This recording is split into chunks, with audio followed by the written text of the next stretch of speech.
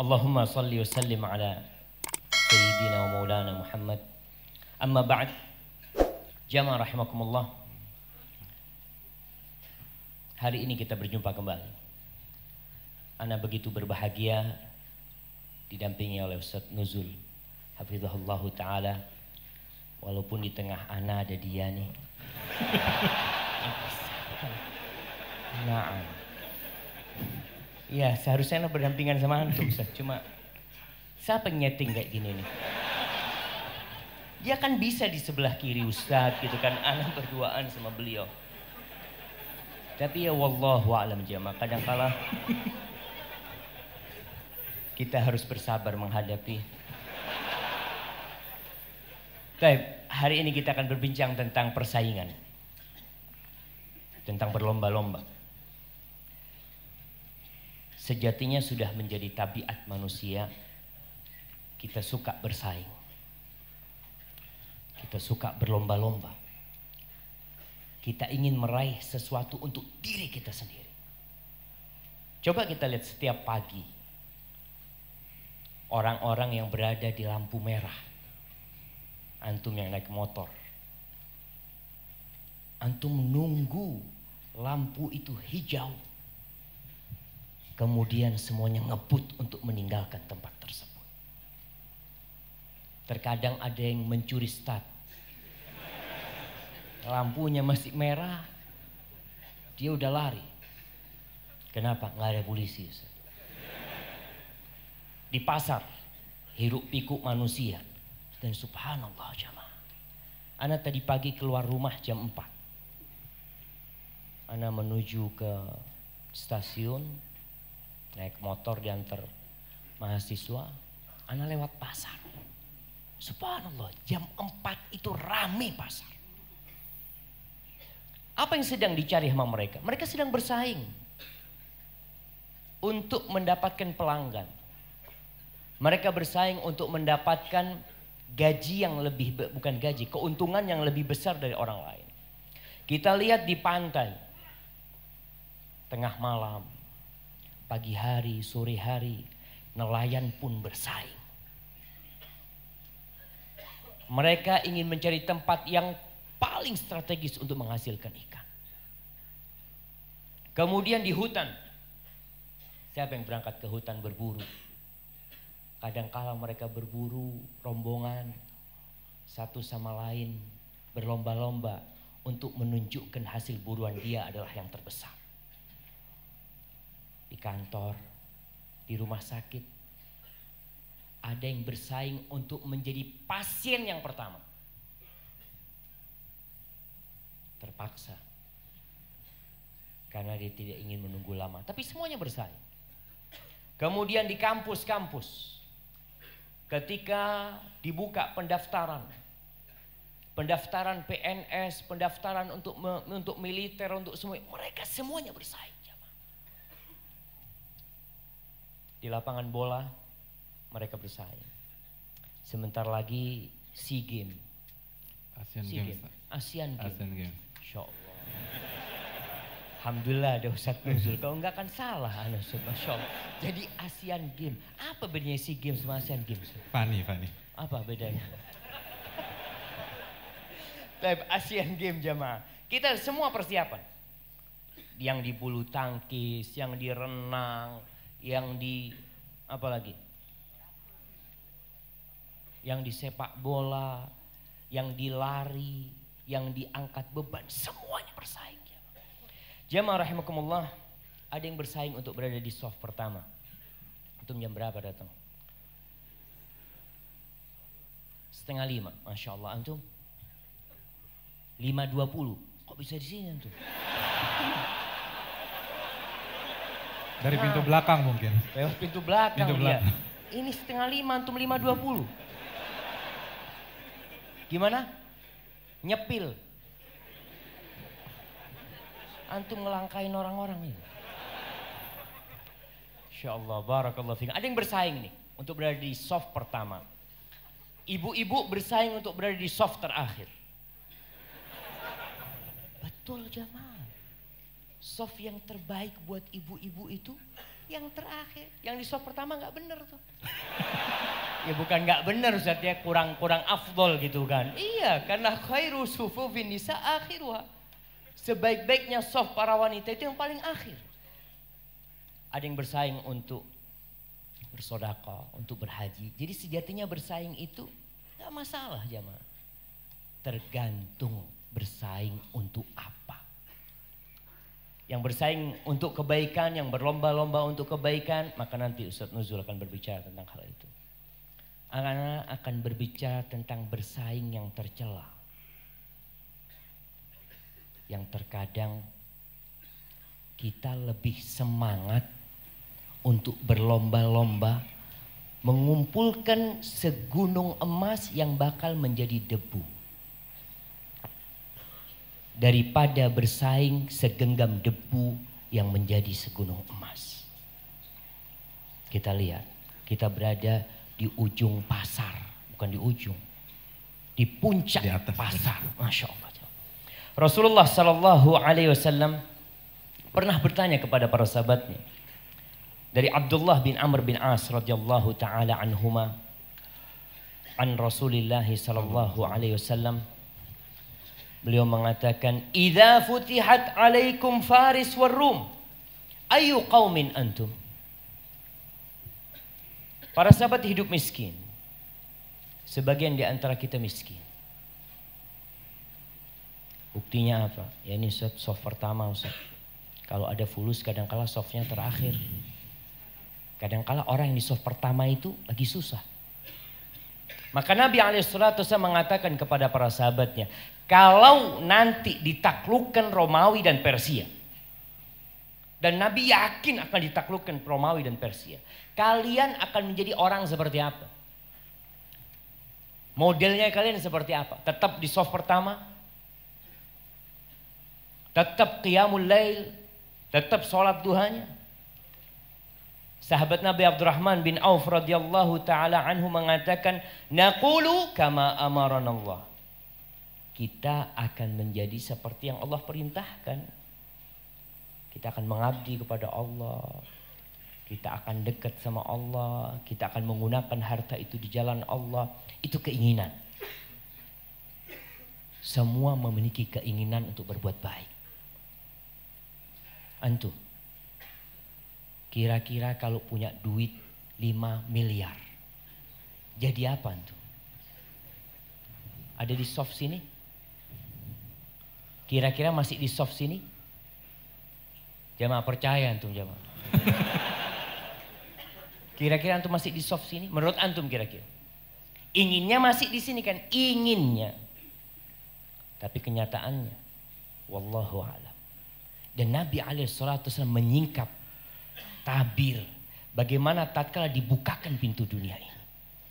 Beliau mengatakan sallallahu alaihi wasallam, awa ghaira dzalik, atau selain itu kalian tatanafasun.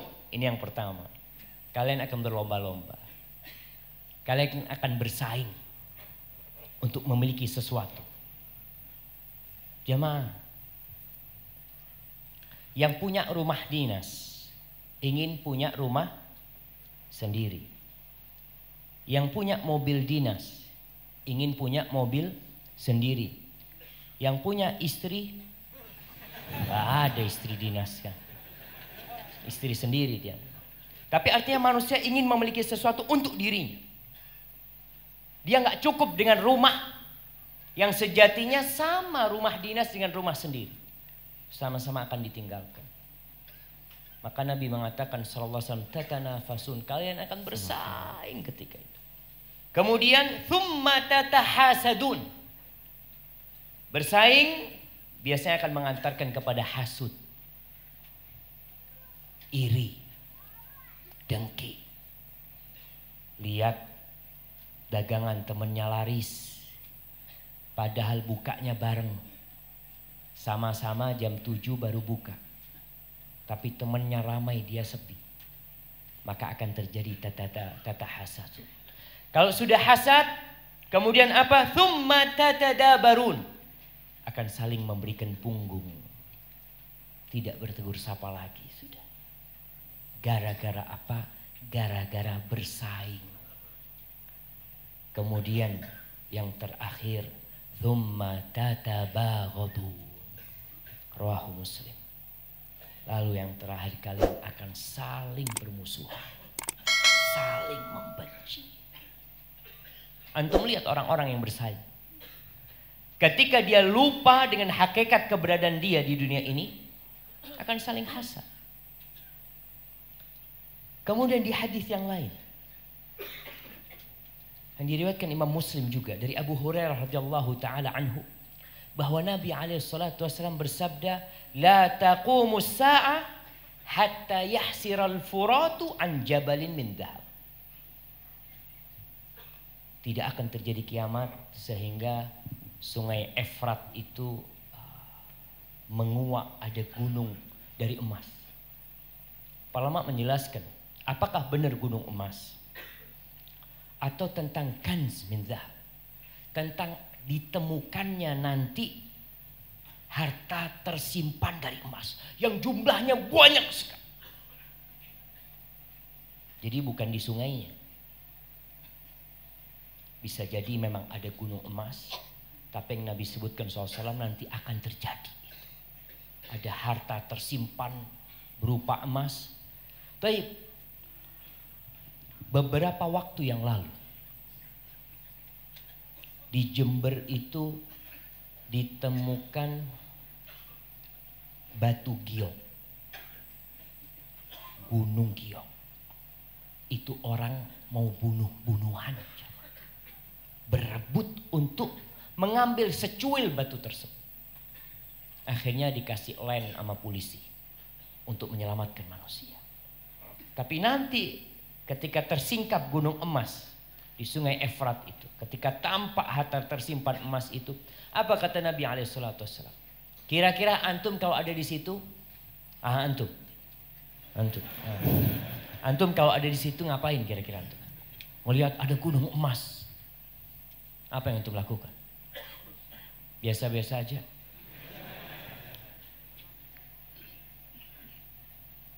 Terserah antum mau ngapain nanti di sana. Umpamanya ginilah, kalau itu masih terlalu jauh lah buat antum. Di tengah situ ada pembagian duit, satu orang $1.000. Antum tetap duduk di sini? Anda tetap istiqomah. Antum akan berebut. Itu tabiat manusia jamaah. Itu tabiat manusia. Kita akan berebut, kita akan bersaing untuk menghasilkan apa yang diperebutkan di sana. Karena Allah telah mencintakan kepada kita dunia ini. Zuyyina linnas hubbus syahwat minan nisa wal banin wal qanatiril muqantarah. Nabi alaihissalatu wasallam menggambarkan sebuah peristiwa yang sangat memprihatinkan. Apa kata Nabi alaihissalatu wasallam? Yaqtatilun nas alaih. Manusia akan bertarung, akan bunuh-bunuhan untuk mendapatkan emas tersebut. Fayuqtalu min kulli mi'atin tis'atun wa tis'un. Dari setiap 100 orang yang bertarung, yang mati berapa? 99. 99 mati. Selesai, masih ada yang lainnya. Dia selamat. Lalu Nabi mengatakan wa yaqulu kullu rajulin, setiap orang mengatakan la'alli akun ana alladhi anju. Mungkin aku yang akan menguasainya, mungkin aku yang akan menang. 99 mati temannya. Tapi masih ada ambisi di diri dia kalau dia mungkin bisa menghasilkan emas tersebut. Buat apa jamaah? Kalau dia menghasilkan emas tersebut. Semua temannya mati, dia duduk di atas emas tersebut. Enak hidup dia? Tidak ada. Tapi memang ambisi untuk bersaing yang ada pada diri manusia yang harus diarahkan. Diarahkan kemana? Sebentar lagi Ustaz Nuzul akan menceritakan. Diarahkan kepada yang positif. Tadi imam kita waktu sholat maghrib di rakaat pertama baca surat apa? Jamaah. Ana tadi terlalu khusyuk sholatnya. Jadi sampai. Ya Allah jamaah, ana kasih hadiah. Masya Allah, cuma 2 hadiahnya. Oh ada lagi, tenang jamaah. Ya. Bunyi suratnya gimana yang dibaca tadi? Masya Allah, barakallahu fikum, jazakallah khair. Jamaah, kalau kita sholat dengerin imam, insya Allah selesai sholat imannya bertambah. Karena memang Allah sebutkan, alladzina idza dzukirallah wajilat qulubuhum wa idza tuliyat alaihim ayatuhu zadatuhum imana. Kalau dibacakan kepada mereka ayat-ayat Allah bertambah imannya. Tapi kadangkala kita gak memperhatikan. Enggak Ustaz. Bukan gak memperhatikan Ustaz. Antum ngapain tadi waktu imamnya sholat? Sholat juga kan, alhamdulillah. Baik, Allah sebutkan Al-Maidah ayat 35, 36, 37. Ini ayat sebelum Al-Maidah 51. Supaya kita faham, Al-Quran ini satu keutuhan bersama. Ada orang yang hanya mau mengamalkan Al-Maidah 51, yang lainnya kok nggak diamali. Quran tuh bukan cuma Al-Maidah 51. Quran tuh dimulai dengan Al-Fatihah, diakhiri dengan An-Nas. Itu yang harus kita amalkan. Di Al-Maidah ayat 35 Allah mengatakan, ya ayyuhalladzina amanu taqullaha wabtaghu ilaihil wasilah la wajahidu fi sabilihi la'allakum tuflihun. Wahai orang-orang yang beriman, bertakwalah kepada Allah dan carilah menuju Allah itu wasilah, perantara yang mendekatkan diri kepada Allah. Ketaatan. Ini yang seharusnya kita persaingkan. Yang seharusnya kita berlomba-lomba untuk menjadi orang yang paling dekat sama Allah. Wajahidu fi sabilihi la'allakum tuflihun. Dan berjuang kalian, jangan malas-malasan di jalan Allah agar kalian sukses. Kemudian Allah sebutkan tentang persaingan orang-orang yang akhirnya tidak ada hasilnya. Tentang dunia yang dikumpulkan, tentang gunung emas yang diperebutkan, tentang tanah yang kadang-kala kita melihat kakak beradik tidak bertegur sapa gara-gara tanah warisan. Tidak bertegur sapa gara-gara kakaknya tinggal di rumah warisan. Allah mengatakan tentang dunia ini, innal ladzina kafar law anna lahum ma fil ardi jami'an wa mithlahu ma'ahu liyaftadu bihi min adzabi yaumil qiyamah ma tuqbila minhum wa lahum adzabun alim. Sesungguhnya orang-orang yang kafir, andai kata mereka memiliki dunia ini yang kita lagi perebutkan, memiliki pasar ini, memiliki Jakarta ini, memiliki Jakarta kecil yang sedang dibangun, memiliki Jawa, memiliki dunia, dan double bukan satu milik dia. Dia ingin menebus dirinya dari azab Allah, nggak diterima. Kenapa? Karena dunia ini nggak ada artinya buat Allah. Dunia ini tidak lebih daripada bangkai anak kambing yang cacat. Allah gak akan terima. Walahum adzabun alim. Yuriduna ayyakhruju minan nar. Mereka ingin keluar dari api neraka dengan menebus dirinya dengan segala yang dia miliki. Tapi apa gunanya? Yauma la yanfa'u malun wala banun. Hari yang tidak berguna harta dan anak. Maka jangan bersaing, jangan berlomba-lomba untuk sesuatu yang bakal jadi tanah dan akan kita tinggalkan. Kita akan dengarkan dari Ustaz Nuzul apa yang seharusnya kita perebutkan dalam kehidupan ini. Fadhal Ustaz, jazakallahu khair. Barakallahu fikum.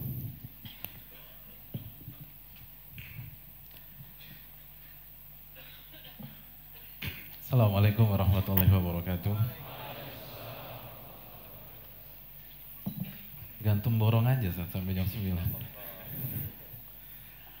Alhamdulillah wassalatu wassalamu ala Rasulillah wa ala alihi wa sahbihi wa wala ba'd. Hadirin yang dirahmati oleh Allah Subhanahu wa taala. Sebenarnya bukan kapasitas saya mendampingi beliau di sini. Ini mulai nih. Kita sampai ini giliran saya, Ustaz.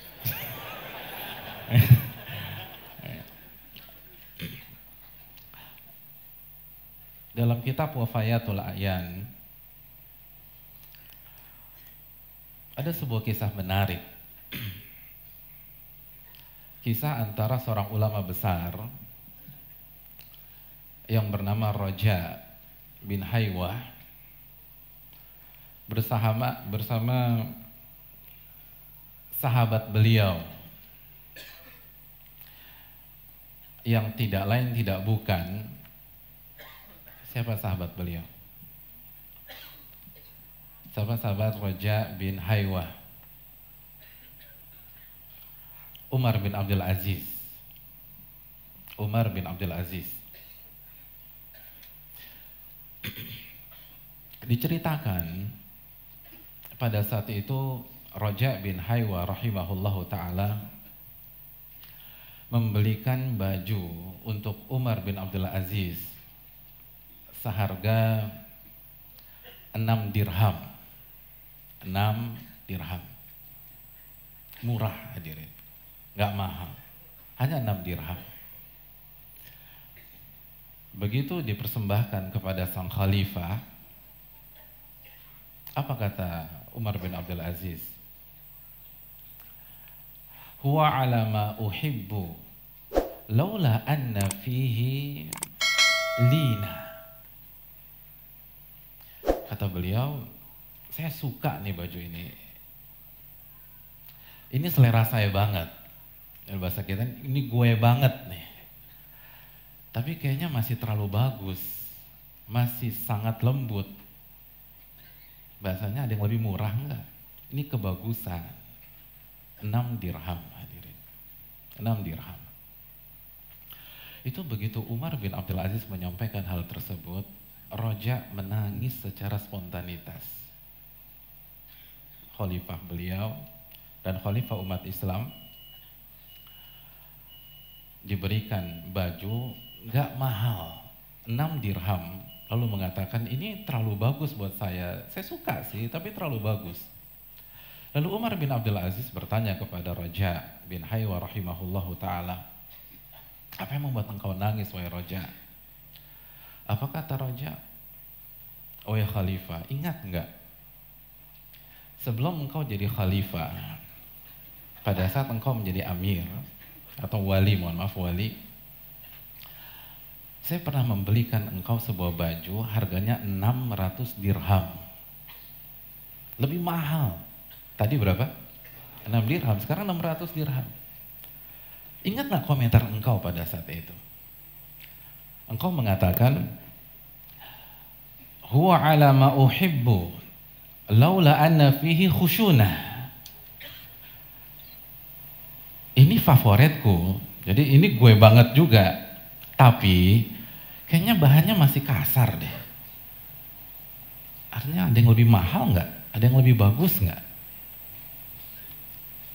Tapi sekarang ketika engkau menjadi khalifah, lebih tinggi lagi, engkau memimpin seluruh umat Islam, tiba-tiba engkau dikasih 6 dirham dan engkau mengatakan ini kemahalan. Hadirin yang dirahmati oleh Allah.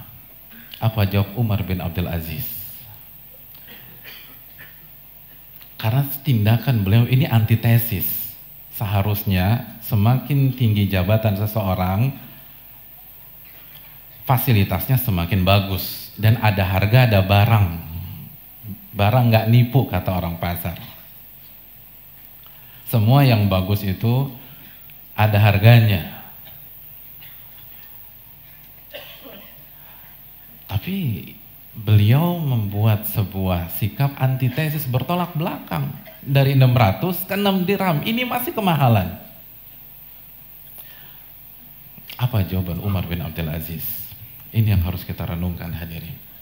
Kata beliau, inna li nafsi tawaqah.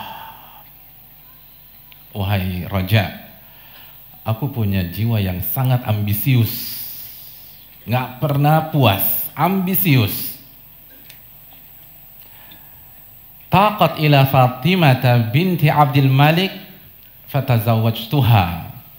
Aku dulu berambisi menikahi Fatimah binti Abi Malik, dapat tuh, married sama dia, nikah sama dia.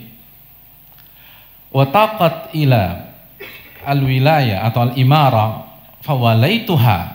Lalu aku mengincar jabatan sebagai seorang gubernur, dapat. Saya jadi gubernur. Lalu setelah itu wataqat ilal khilafah fa'adraktuha. Lalu setelah itu saya berambisi jadi khalifah. Kalau gubernur hanya berkuasa di sebuah wilayah, lalu saya dapatkan, saya nggak puas sampai di situ. Saya ingin mendapatkan jabatan khalifah yang menguasai seluruh umat Islam yang ada di permukaan bumi. Dan aku dapatkan itu. Kan gitu ya.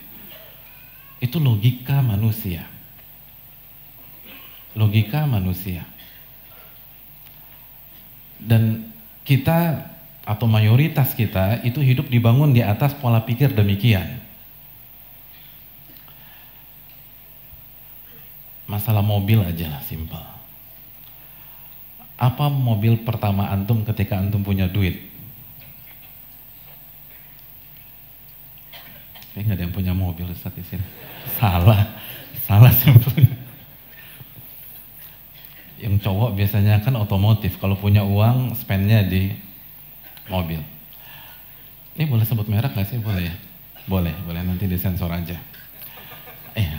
Kalau seseorang itu Toyota Mandit misalnya, dan gaji pertamanya dia beli Avanza, terus dapat duit lagi, kira-kira dia beli apa? Siapa yang Agya? Gak ada. Dia akan beli Rush. Dapat uang lagi, dia puas dengan Rush? Enggak. Dia akan beli apa? Aduh, masalah mobil aja khilaf di sini Ustaz. Potensi konflik antum besar ternyata. Dia akan beli Innova. Dapat uang lagi, dia mau beli apa? Kalau dia masih mau main di SUV, dia akan beli Harrier atau Fortuner. Kalau dia ingin pilih sedan, dia akan beli Camry. Terus dia dapat uang lagi, terus dia beli apa? Dia akan beli Alphard. Dia dapat uang lagi, dia beli apa? Dia pengen touring, dia pengen off-road, dia akan beli Land Cruiser, tapi yang banci katanya, yang Prado dalam tanda kutip. Lalu setelah itu dia beli yang jantan beneran. Bener nggak nih hadirnya? Itu manusia. Dan begitunya Umar bin Abdul Aziz. Namun yang membedakan kita dengan Umar bin Abdul Aziz ada kelanjutannya. Dia bilang, saya pengen nikah sama Fatimah, dapat tuh.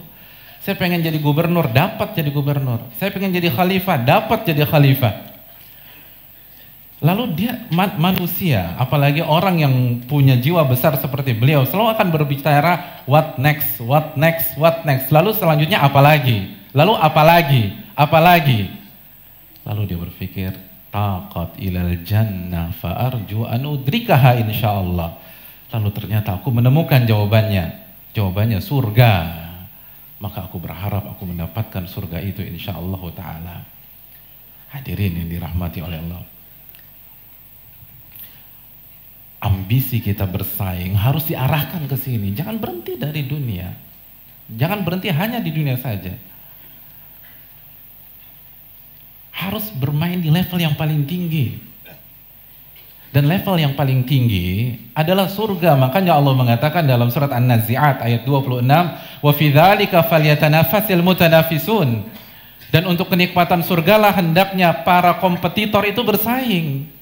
Para orang-orang besar itu bersaing di surga. Jadi Allah katakan bahwa olimpiadenya orang-orang beriman itu cari piala namanya surga. Bukan harta, bukan jabatan, bukan wanita. Karena disitulah orang-orang besar dari setiap generasi itu bermain. Para pakar berkompetisi. Wali-wali Allah itu mainnya di sana hadirin sekalian. Para nabi, para rasul. Apa kata Allah Subhanahu wa taala dalam surat Al-Anbiya ayat 90? Innahum kanu yusari'una fil khairat wa yad'unana raqaban wa rahaba. Dan para nabi dalam sebuah tafsir yang lain ini Zakaria, Yahya dan istrinya Zakaria, itu mereka senantiasa berlomba dalam kebaikan, berlomba dalam amal soleh. berlomba dalam ibadah kepada Allah Subhanahu wa taala. Para nabi hadirin bermain di sana. Bukan bermain di level kekuasaan semata, bukan bermain di level harta saja. Para nabi mainnya di sana. Kalau antum gila bola, target antum main di Liga Champion. Kenapa main di Liga Champion? Saya ingin tanya, misalnya Real Madrid nggak juara atau nggak sampai 4 besar, kira-kira Ronaldo masih di Real Madrid apa enggak? Bisa pindah. Kenapa? Karena dia nggak mau main di kompetisi di bawah Liga Champion. Kenapa? Karena pemain bola terbaik itu mainnya di sana. Mainnya di sana. Pemain dia jago basket, dia akan ngincer NBA karena di NBA itu pemain terbaik itu main di sana. Dia pembalap, dia nggak hanya berhenti di go-kart aja, dia ngincer F1. Karena F1 itu isinya seluruh pembalap terbaik. Antum punya klub motor nih, antum nggak hanya main di 125 cc, 250 cc, antum main di MotoGP. Karena pembalap motor terbaik itu main di sana. Nah, kalau kita bicara yang lebih abadi sebagaimana yang beliau sampaikan, main di kebaikan, main di pahala, main di akhirat, main di level di mana kita bisa mendekat kepada Allah Subhanahu wa taala, main di level ketika Allah berfirman dalam surat Al-Waqiah ayat 24, was-sabiquna as-sabiqun ulaika humul muqarrabun fi jannatin na'im. Itu main. Orang-orang yang duluan kata Allah, berkompetisi. Ulaikal muqarrabun, mereka yang didekatkan kepada Allah, didekatkan ke surga. Kalau antum main, cari piala di mana antum bisa melihat wajah Allah Jalla wa'ala. Antum cari hadiahnya yang kekekalan abadi, itu permainan.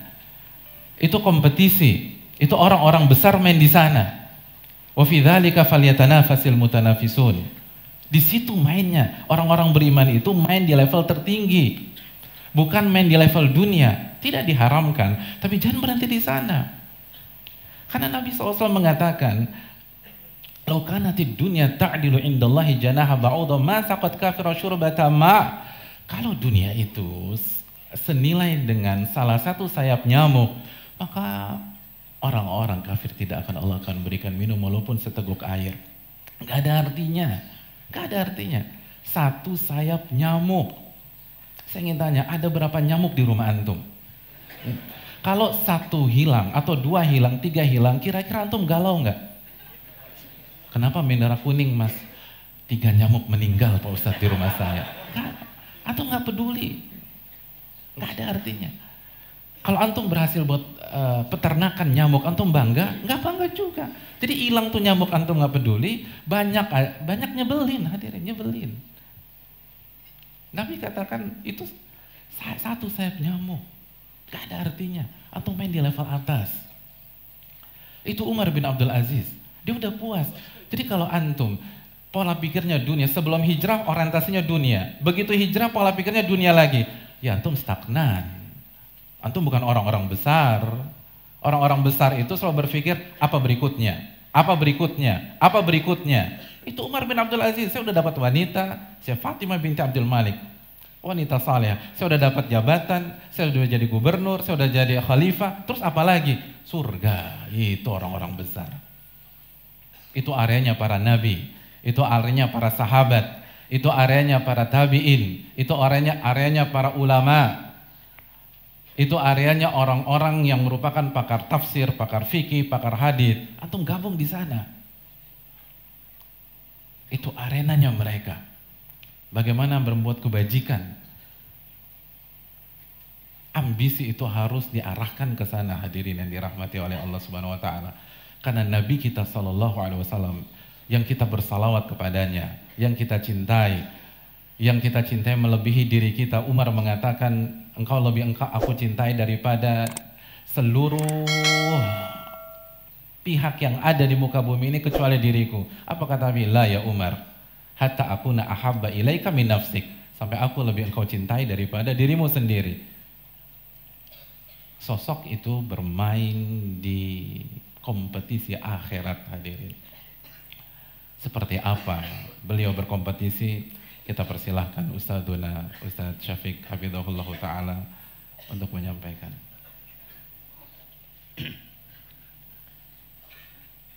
Masya Allah. Antum kenapa berdiri? Mau komat sendiri di sana? Komat di sini komatnya. Masya Allah. Kita sampai jam berapa? Jam 10. Ya jam 11 nggak apa-apa mau tidur sini. Kita berdua pulang Ustaz. Iya kita berdua. Jamaah rahimakumullah, subhanallah jamaah. Kita tadi mendengar bagaimana Umar bin Abdul Aziz rahimahullahu ta'ala ketika pada akhirnya dia tahu bahwa dunia ini tidak berarti apa-apa. Dia akhirnya rindu kepada surga Allah Jalla Jalla dan ingin meraihnya. Kita lihat bagaimana para nabi. Mereka bersaing untuk mendapatkan surga Allah. Nabi kita Muhammad sallallahu alaihi wasallam. Mu'ad bin Jabal itu kalau sholat Isya biasa sholat di Masjid Nabawi. Kemudian habis sholat Isya dia pulang ke kampungnya. Kampungnya itu namanya Bani Salimah. Dia jadi imam sholat Isya di Masjid Bani Salimah yang sekarang dikenal dengan nama Masjid Qiblatain di Madinah tuh. Jadi dia sholat Isya-nya 2 kali. Yang pertama wajib bersama Nabi alaihissalatu wasallam menjadi makmum, kemudian dia jadi imam di Masjid Bani Salimah. Suatu hari Mu'ad sholat baca Al-Baqarah. Ada satu jamaahnya kabur jamaah. Gimana nih baca Al-Baqarah? Akhirnya ada masalah. Mu'ad menuduh orang itu dengan tuduhan yang tidak tepat. Akhirnya berita itu sampai kepada Nabi alaihissalam. Nabi marah kepada Mu'ad. Afattanun ya Mu'ad. Apakah engkau mau membuat fitnah, membuat kekacauan? Kalau engkau jadi imam, bacalah sabbihisma rabbikal a'la hal ataka haditsul ghasyiyah. Karena di belakangmu itu ada jemaah yang tua, ada yang sakit, ada yang punya urusan. Akhirnya ditanyalah orang yang memisahkan diri dari jamaah Mu'ad ini. Kenapa engkau memisahkan diri? Dia ceritanya Rasulullah, inni la a'rifu dandanata wala dandanata Mu'ad. Aku ini nggak tahu siapa yang dicari sama Mu'ad, sama engkau juga aku nggak tahu. Cuma yang aku cari itu sih, aku minta kepada Allah masuk surga dan dijauhkan dari api neraka. Apa kata Nabi alaihissalatu wassalam? Haulahanu dandim. Sama kita. Kita tuh di sekitar itu tuh mainnya, nggak jauh-jauh.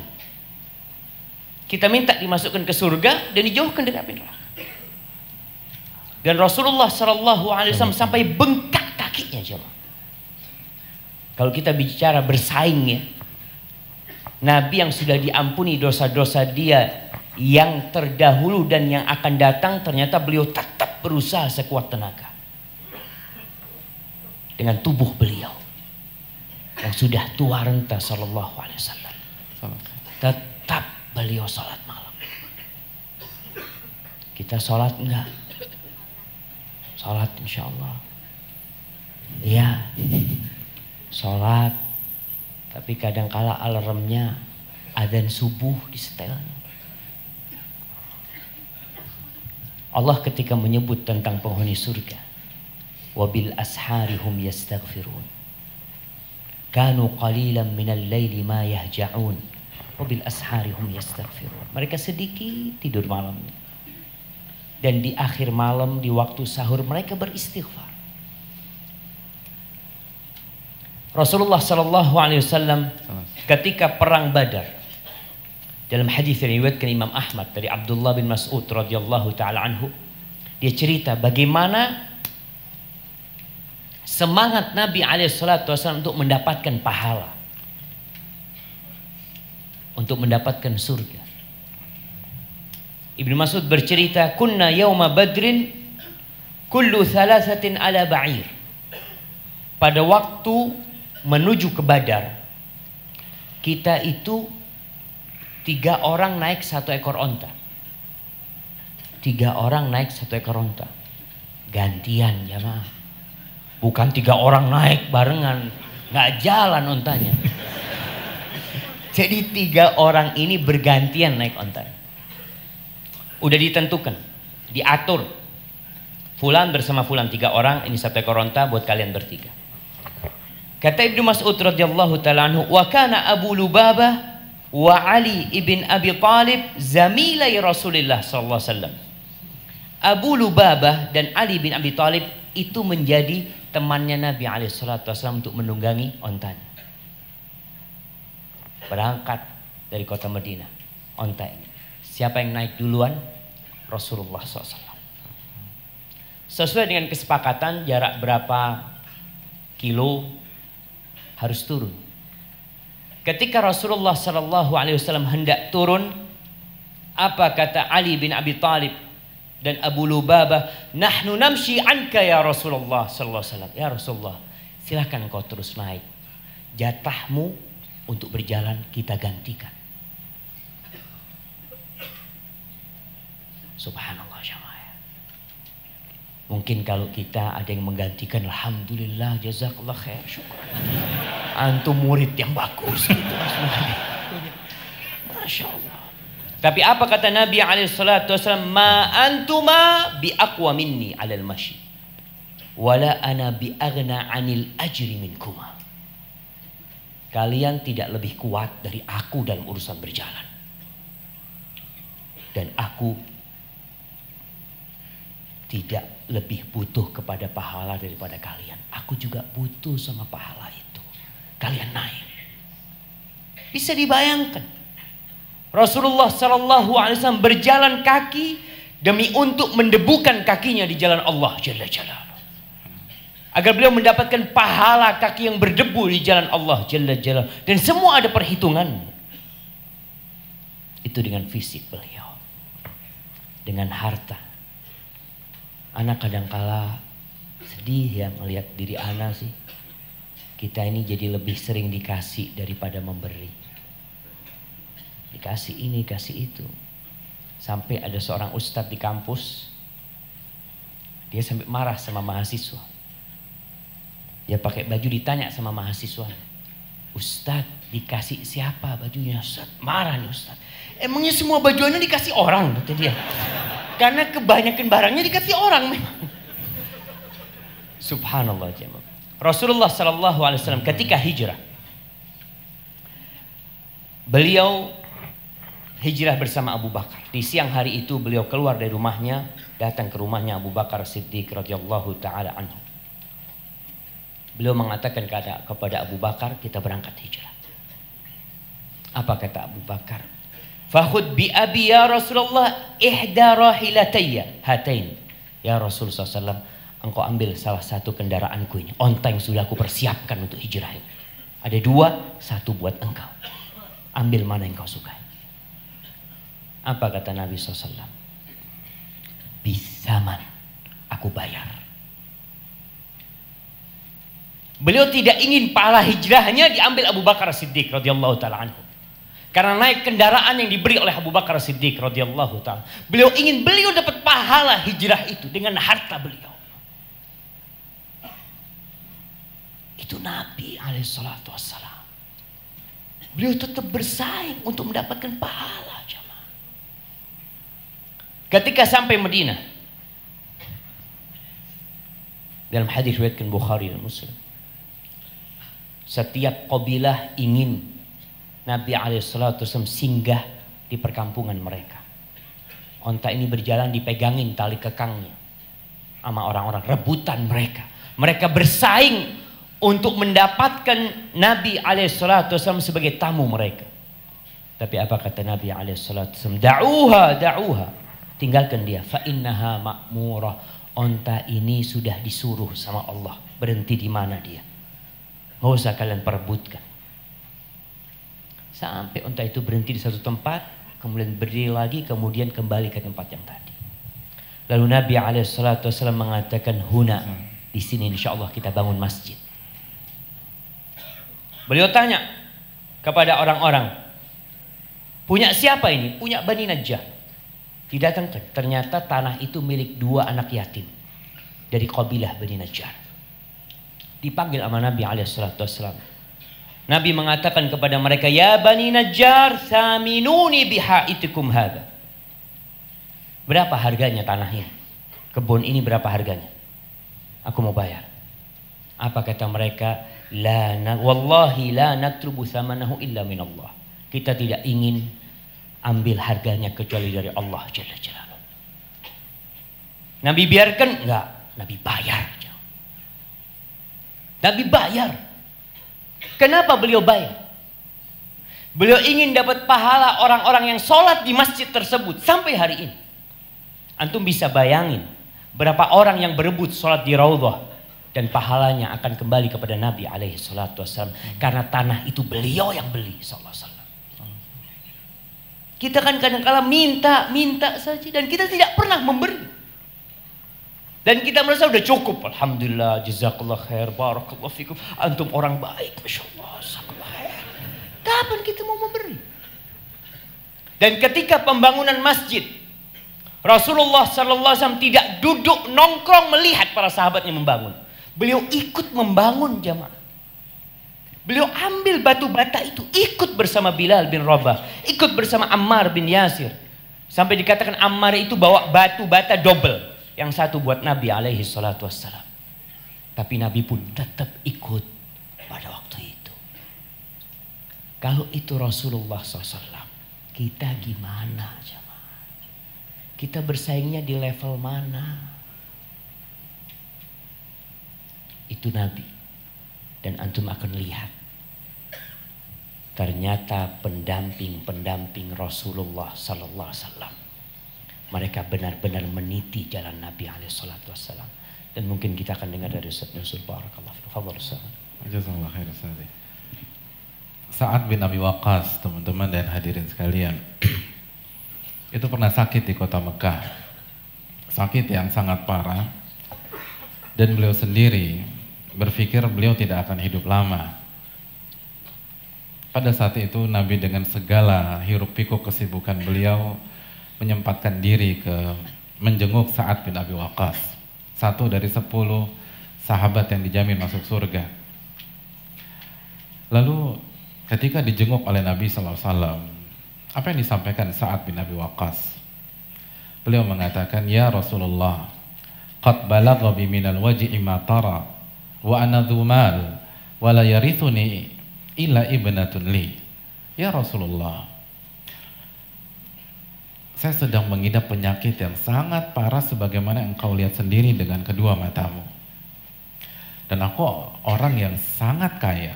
Beliau bukan pamer, beliau sampaikan kekayaan beliau karena ada maksud setelah itu. Lalu beliau sampaikan, dan tidak, aku nggak punya ahli waris kecuali satu-satunya anak perempuanku saja. Apa kata Sa'ad bin Abi Waqqas? Afa atasaddaqu bi thulutsai mali, bi thulutsai mali. Ya Rasulullah, izinkan aku berinfak, bersedekah dengan 2/3 hartaku. Allahu Akbar. 2/3. Dan orang kaya. Kalau 2/3 orang miskin, mungkin masih lebih mudah. Saya tahu ada orang di dompetnya tinggal 10.000, terus ketika dia lihat nenek-nenek gendong cucunya dan kehausan, dia kasih tuh 5.000. Dia kasih 5.000. Berarti berapa persen? 50%. Tapi antum pernah dengar nggak? Ada nenek-nenek dengan cucunya yang membutuhkan, mereka miskin, lalu jalan-jalan di sekitar Kebayoran ini, lalu ketemu dengan salah satu pemilik rumah yang punya 3 unit di sini, terus kata dia, ambil aja 1 rumah tuh nek. Gak ada. Padahal 1 rumahnya itu nggak mungkin setengah dari hartanya. Semakin kita punya uang, semakin susah kita kasih dengan persentase yang besar. Tapi lihat bagaimana semangat berkompetisi Sa'ad bin Abi Waqqas. 2/3 hartanya. Apa kata Nabi? Lah, nggak boleh Sa'ad. 2/3 itu kebanyakan. Apa yang ada di benak Sa'ad? Semangat, fastabiqul khairat. Beliau mengajukan proposal yang kedua. Fasyatru ya Rasulullah. Bagaimana dengan setengah ya Rasulullah? Bolehkah aku bersedekah dan berinfak dengan setengah hartaku? Apa kata Nabi SAW? La ya Sa'ad, nggak boleh, kebanyakan. Lalu Sa'ad mengatakan, fathuluthu ya Rasulullah. Bagaimana dengan 1/3 wahai Rasulullah? Apa kata Nabi SAW? Athuluthu wa thuluthu kathir. 1/3 ya Sa'ad. 1/3 sudah banyak dan maksimal. Coba kira-kira kalau kita berada di posisi Sa'ad, apa respon kita ketika Nabi SAW menolak proposal 2/3 kita? Ya Rasulullah 2/3, lah nggak boleh. Terus apa respon antum? Alhamdulillah. Terus alihkan perhatian, kita bahas masalah yang lain aja. Politik kayaknya seru nih, biar Nabi lupa. Karena basa-basi, nggak serius. Tapi saat memajukan proposal yang kedua, kan itu berat, setengah harta dan orang kaya. Hadirin yang dirahmati oleh Allah Subhanahu wa Ta'ala. Sebuah riwayat yang dikeluarkan Imam Tirmidzi menorehkan hal yang sama.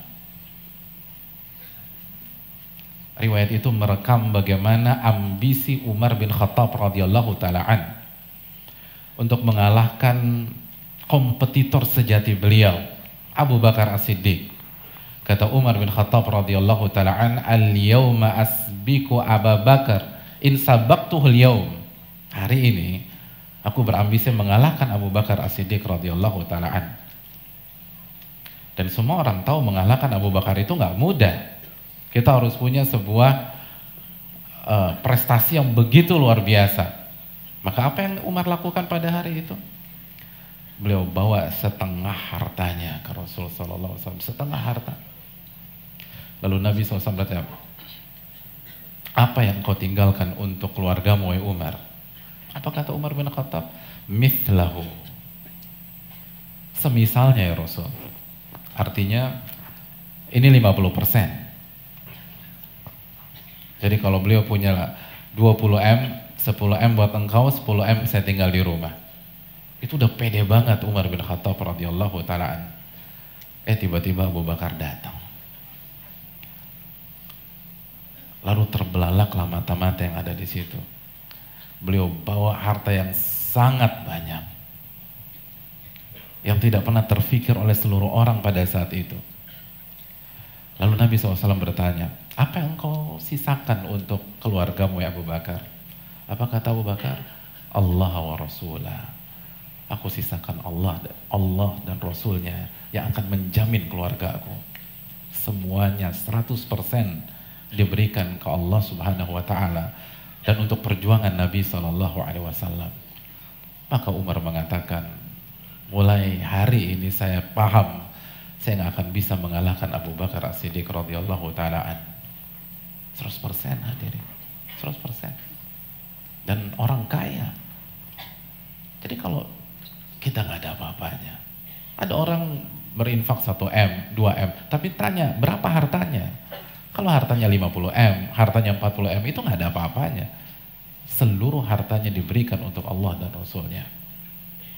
Itu profil orang-orang kaya. Gimana profil fakir miskin pada zaman itu? Harusnya kan pada seneng tuh, bayangkan orang-orang kayanya begitu, ada yang setengah harta, ada yang seluruhnya, ada yang 2/3. Mari kita lihat profil orang-orang miskin pada zaman itu. Sebagaimana dikeluarkan Imam Bukhari, Imam Muslim. Suatu ketika datanglah orang-orang miskin ke Nabi SAW. Mengeluh. Kira-kira kalau orang miskin ngeluh, itu ngeluhin apa? Uang gedung, terus selain uang gedung, SPP, sembako, BBM. Coba kita lihat bagaimana keluhan orang miskin pada zaman Nabi SAW. Ya Rasulullah, dhahaba ahlud duthuri bil ujur. Ya Rasulullah, orang-orang kaya itu telah mengalahkan kita dengan memborong pahala yang sangat banyak. Allahu Akbar. Mereka nggak tertarik dengan mobilnya orang kaya. Mereka nggak tertarik handphonenya orang kaya. Mereka nggak mupeng dengan tasnya orang kaya. Mereka nggak tertarik dengan bagaimana mewahnya rumah orang kaya, apakah lantainya marmer atau kayu parkit, apakah di sana ada kolam berenang. Mereka peduli mereka. Apa yang mereka pikirkan? Yusalluna kama nusalli. Mereka sholat dan kita orang-orang miskin juga sholat. Jadi orang-orang kaya sholat tuh pada zaman Nabi. Orang miskin juga sholat. Wa yasumuna kama nasum. Orang-orang kaya pada puasa tuh ya Rasul. Kita juga puasa. Jadi orang kaya dulu bukan hanya puasa Ramadan, Senin Kamis, sebagai mereka Nabi Daud. Kita puasa. Walahu fadlun min amwalihim. Tapi mereka punya keutamaan dari harta mereka yang sangat banyak. Yahujjuna biha wa ya'tamirun wa yatasaddaqun. Mereka berhaji dengan harta tersebut. Mereka berumrah. Mereka berinfak sedekah. Sedangkan kita nggak bisa. Ya Allah, itu yang dipikirkan orang miskin tuh. Jadi kalau bahasa Jawa, siriknya orang miskin tuh begitu. Begitu ke masjid, ya ada orang kaya di saf pertama. Begitu puasa, ya dia juga puasa. Terus kapan gua ngalahin dia? Begitu sedekah, kita lihat dia bagi-bagiin duit tuh, mikir tuh. Jadi pertanyaannya kapan kita bisa sedekah? Kapan kita bisa ngalahkan mereka? Mereka nggak tertarik dengan apa harta orang-orang kaya. Karena mereka tahu kalau harta itu tidak digunakan, itu hanya menambah hisab seseorang. Sebagaimana ucapan Ali bin Abi Thalib. Ali bin Abi Thalib mengatakan apa? Harta itu kalau haram azab, kalau halal hisab. Satu dari dua opsi aja. Kecuali kalau kita gunakan opsi yang ketiga, itu infakkan di jalan Allah Subhanahu wa ta'ala. Dan ini sesuai dengan ucapan Hasan al-Basri. Apa kata Hasan al-Basri? Manafasaka fi dinika fanafishu. Barang siapa yang berkompetisi dengan Anda tentang agama Anda, lawan dia. Jadi kalau ada orang yang main ikhlas-ikhlasan sholat, ikhlas-ikhlasan sedekah, lawan dia. Kita juga harus ikhlas dalam sholat, ikhlas dalam zakat, ikhlas dalam sedekah.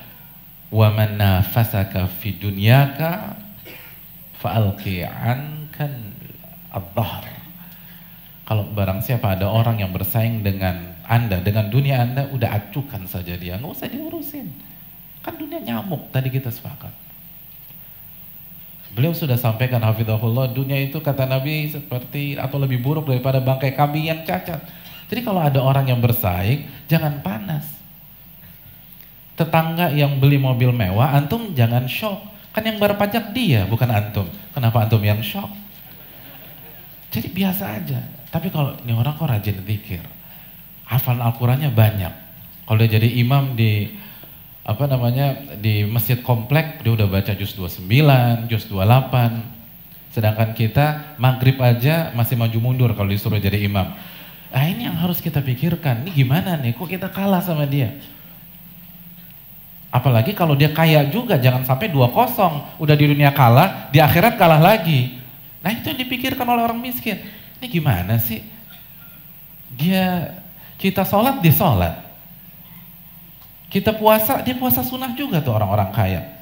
Giliran sedekah kita nggak bisa ngasih, kita dikasih terus. Jadi galau.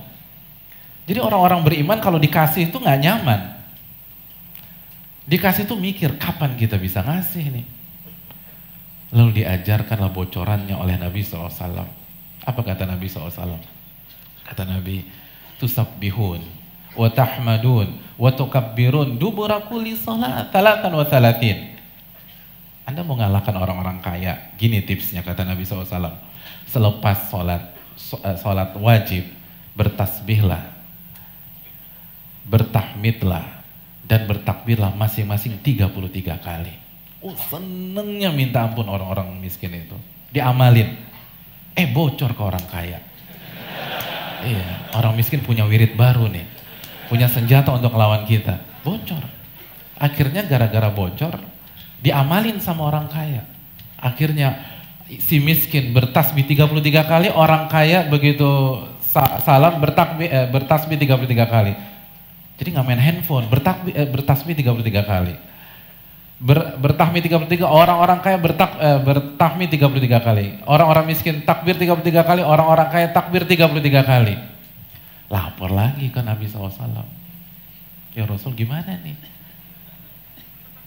Ini kalah lagi kita. Jadi bayangkan ya, yang ada di kepalanya dan di hatinya itu akhirat. Akhirat gimana kalah lagi? Lalu apa kata Nabi SAW? Dzalika fadlullahi yu'tihi may yasha. Yaitulah anugerah yang Allah berikan kepada orang yang Allah kehendaki. Udah deh, udah. Kayaknya kalah memang misalnya itu.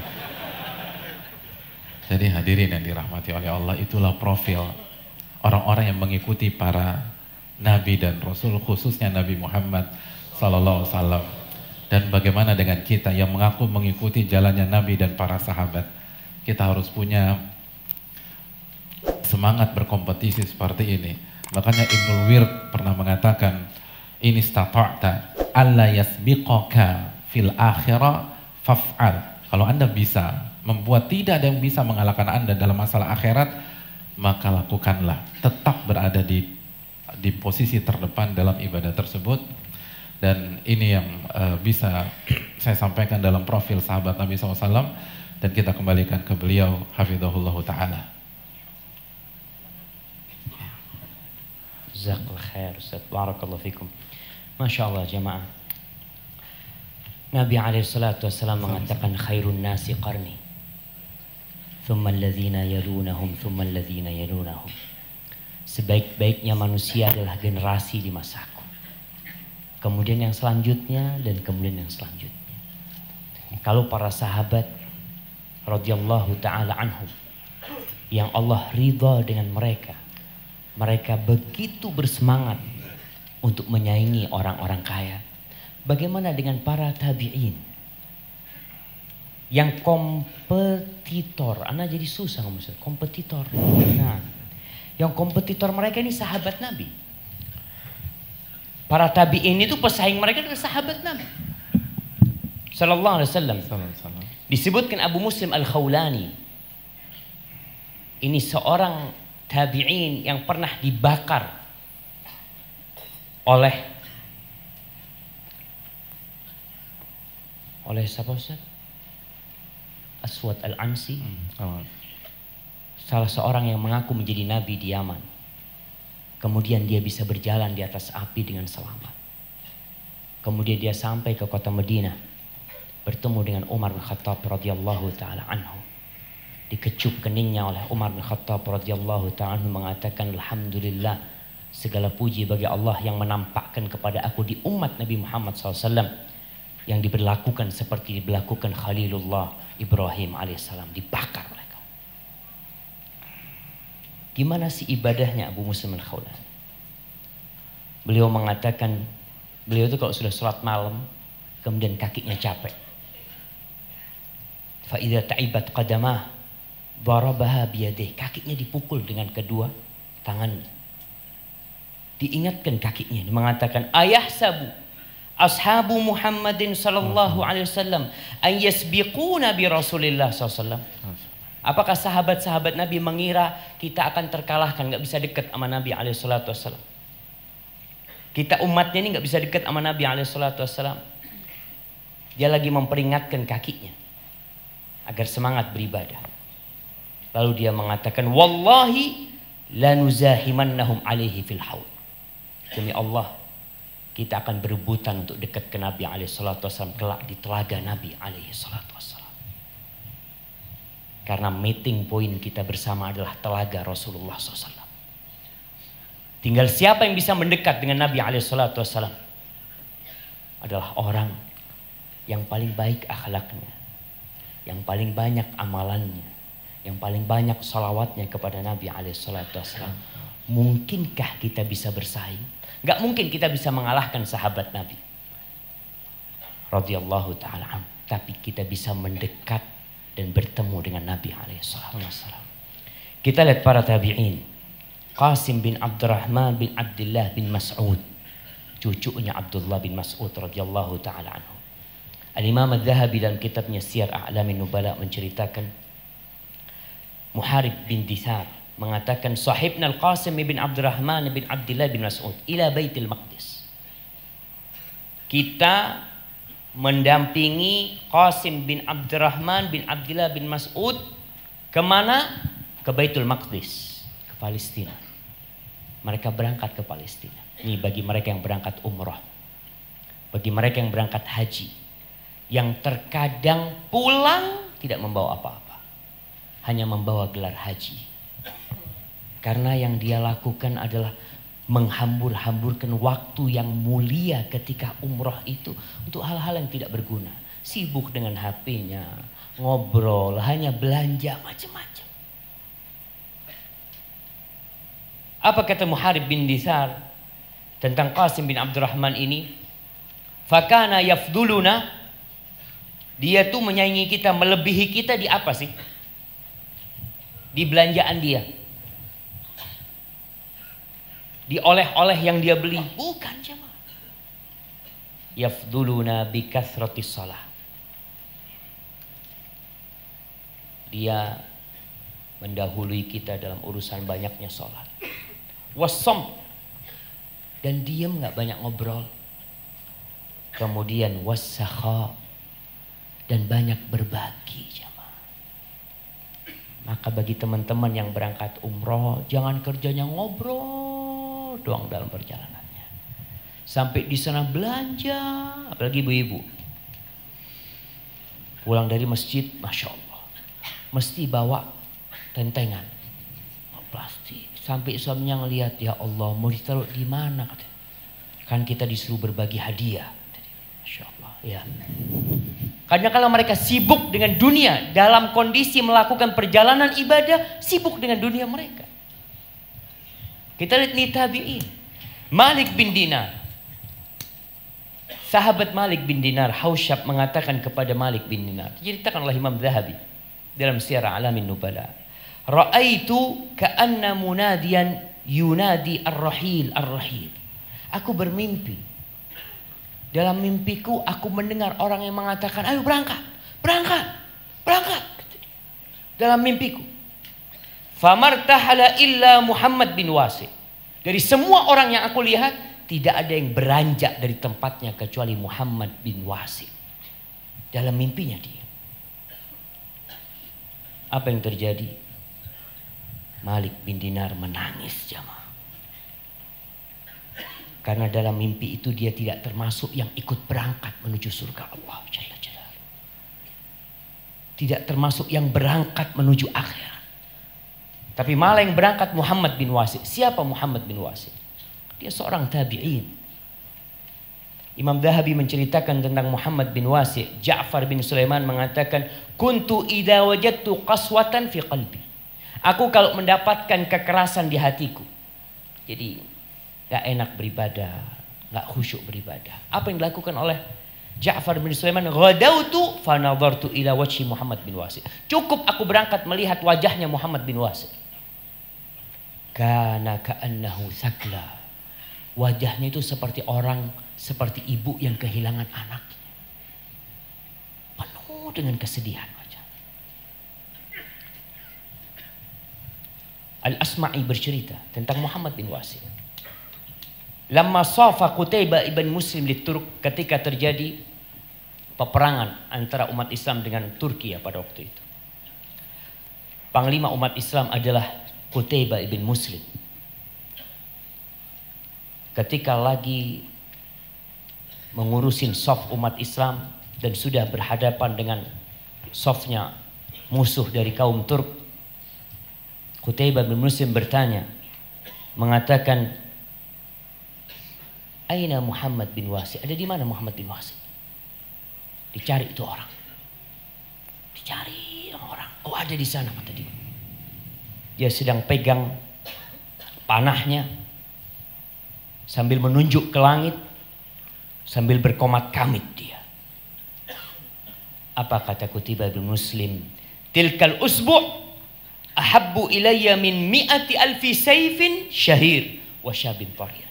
Tuh jari telunjuknya Muhammad bin Wasi lebih aku cintai daripada 100.000 pedang yang tajam dan 100.000 pemuda yang kuat. Jamaah. Mereka berlomba-lomba dalam kebaikan. Jamaah. Disebutkan Ja'far bin Sulaiman yang tadi meriwayatkan kalau dia lagi galau hatinya, lagi keras hatinya, dia mengatakan inni la aghbitu rajulan ma'ahu dinahu wa ma ma'ahu minad dunya syai' wa huwa radin. Aku ini benar-benar apa hasud, apa ghibtah ini Ustaz biasanya Ustaz? Apa ya? Bukan iri ya, iri positif. Iri yang positif. Aku ini benar-benar iri kepada Muhammad bin Wasi', kepada orang, terhadap agama dia, padahal dia nggak punya apa-apa dari dunia ini, dalam kondisi dia itu ridho. Kita kadang-kala jamaah, apa yang sedang kita cari kita tidak dapatkan, atau kita di PHK, atau proyek kita gagal, kita jadi susah. Tapi kita ketinggalan 2 rakaat sebelum subuh, biasa aja. Ketinggalan tidak sholat duha, biasa aja. Ketinggalan tidak qobliyah, biasa aja. Maka mereka benar-benar bersaing dalam kebaikan. Sufyan bin Uyainah, Imam Dhahabi menceritakan bagaimana semangatnya Sufyan bin Uyainah untuk bersaing. Dia mengatakan inni la ashtahi min umri kullahu an akuna sanatan mithla Ibn Mubarak. Sufyan bin Uyainah ulama hadis yang terkenal. Dia mengatakan aku tuh berkeinginan semua umurku ini. Kalau umur dia 60 tahun, 70 tahun, aku ingin semua umurku ini seperti 1 tahun umurnya Abdullah bin Mubarak. Bayangkan apa yang dilakukan Abdullah bin Mubarak. Kata Sufyan bin Uyainah, "Fama aqdir an akuna wala 3 ayyam." Aku nggak bisa menjadi seperti Abdullah bin Mubarak, hanya 3 hari saja nggak bisa. Wallahi jamaah, Abdullah bin Mubarak ini kalau lagi padam lampunya, mati lampu, kemudian dihidupkan lampunya, orang-orang mendapati Abdullah bin Mubarak dalam kondisi menetes air mata di pipinya. Kenapa? Dia ingat dengan gelapnya di alam kubur. Dia ketika punya harta, dia sedekahkan kepada para ulama. Dia berangkatkan jemaah haji dengan biaya dari dia. Dia ikut berjihad, dan ketika jihad dia berada di saf terdepan. Ibn Uyainah ingin menjadi Abdullah bin Mubarak. Sampai ada yang mengatakan Abdullah bin Mubarak ini kalau disandingkan dengan para sahabat Nabi, sepertinya sama dia dengan para sahabat Nabi, kecuali satu. Dia tidak pernah melihat Rasulullah SAW. Abu Ahmad Al-Qalabisi disebutkan oleh Adz-Dzahabi, ini cerita terakhir tentang tabi'in ya. Dia bercerita bahwasanya ada seorang yang berbagi duit sebanyak 40.000 dirham. Dia bagikan kepada fakir miskin. Lalu salah seorang yang zuhud berkata kepada Abu Ahmad Al-Qalabisi, mengatakan, "Ama tara ma anfaqa hadha wa ma qad amilahu wa nahnu la narji ila syai'in nunfiquhu ma indana syai'." Engkau enggak lihat tuh apa yang dilakukan orang itu? Bisa bersedekah, dia bagi-bagi, perbuatannya begitu mulia. Sedangkan kita semua yang kita berikan hanya untuk kebutuhan kita sendiri, enggak pernah kita berikan kepada orang lain, enggak pernah kita berbagi. Terus apa yang harus kita lakukan? Famdi bina ila maut. Yuk kita berangkat ke satu tempat. Fadhahabna ilal madain. Lalu mereka berangkat ke Madain yang ada di Iran sana, ibu kota Persia dahulu.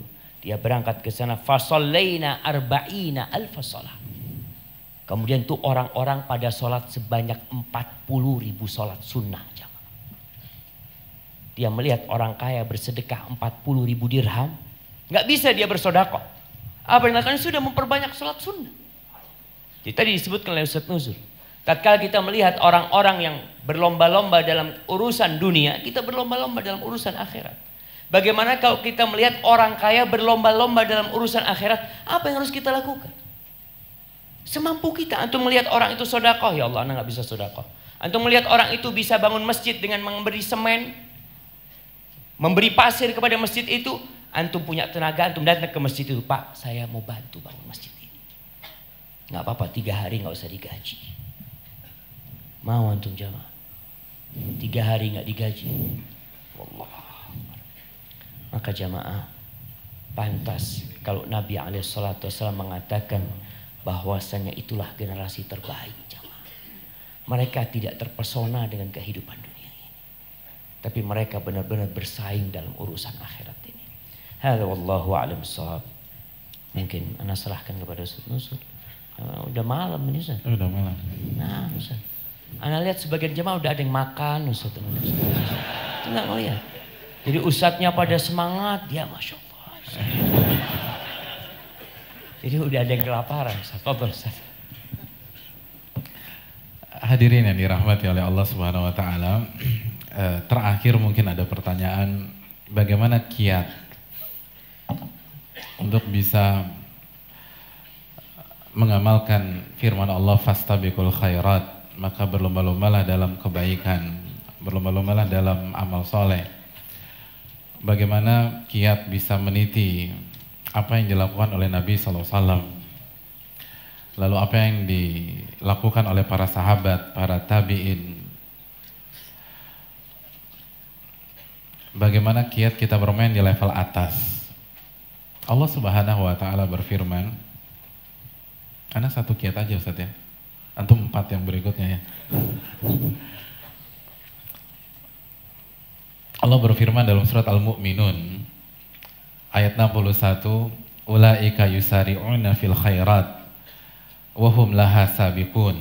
Mereka adalah orang-orang yang berlomba-lomba mengerjakan atau cepat-cepatan mengerjakan kebaikan, dan mereka selalu berada di posisi pertama atau di saf pertama ketika berbicara tentang kebaikan. Hadirin, penggalan yang baru saja kita baca dalam Al-Mu'minun ayat 61 itu adalah sebuah penutupan. Sebelumnya Allah jelaskan siapa mereka.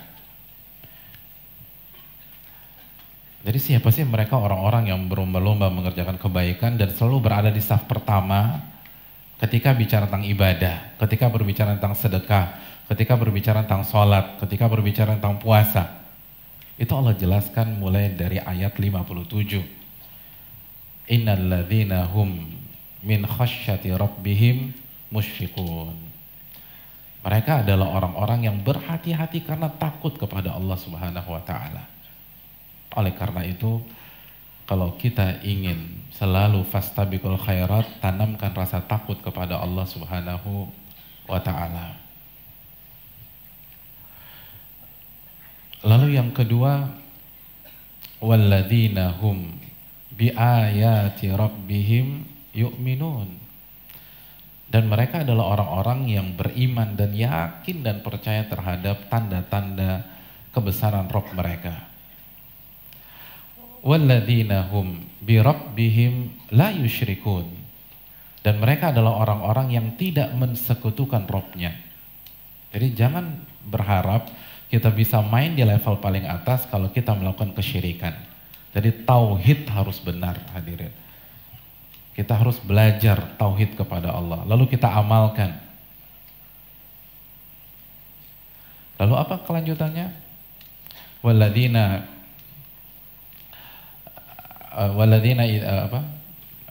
yu'tuna ma ataw wa qulubuhum wajila annahum ila rabbihim raji'un. Dan orang-orang yang setelah habis beramal itu dirinya merasa takut. Dalam hadis Tirmidzi, merasa takut amal ibadah mereka nggak diterima sama Allah. Jadi bukan orang-orang sombong, orang-orang yang tawadhu. Orang-orang yang rajin ibadah, setelah ibadah khawatir Allah yataqabbala minhum, kata Nabi SAW. Mereka khawatir amal ibadah mereka gak diterima oleh Allah Subhanahu Wa Taala. Jadi amalan hati mereka kuat. Jadi mereka walladzina yu'tuna ma ataw wa qulubuhum wajilah. Rajin ibadah, tapi setelah ibadah mereka khawatir amal ibadah mereka nggak diterima. Oleh karena itu Al-Muhasibi pernah mengatakan man sahhaha batinahu bil muraqabah. Barang siapa yang memperbaiki jiwa dan hatinya dengan selalu merasa diawasi oleh Allah, maka Allah akan menghiasi untuk dirinya al-mujahadah wa tibai sunnah. Maka Allah akan menghiasi dan memberikan kekuatan kepada dirinya untuk benar-benar bersungguh-sungguh dalam beribadah dan mengikuti sunnah Nabi SAW. Oleh karena itu sekali lagi tafsir dari ayat-ayat di atas sangat panjang, tapi poin itu harus antum renungkan dan mungkin bisa dikaji di kesempatan lain. Antum pekan depan ke Jakarta lagi Ustaz ya? Kaji buku ayat ini. Ya mungkin itu dari saya dan Ustaz Syafiq Hafidhullah akan menambahkan kiat yang lain. Kayaknya udah cukup loh jamaah. Tapi anak akan bacakan sebuah hadis sebagai penutup sebelum kita masuk ke sesi tanya jawab.